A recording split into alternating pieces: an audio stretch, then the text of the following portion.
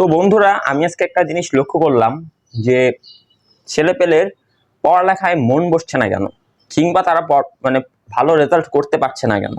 এর মূল কারণ হচ্ছে এরা স্কুলে যায় না।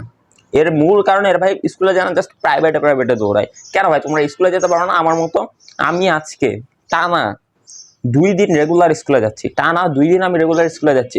এর আগেও আমি রেগুলার যেতাম। এই 2 দিন যাচ্ছি বলে এমনটা না যে আমি 2 দিনই শুধু যাই, আমি এর আগেও রেগুলার যেতাম।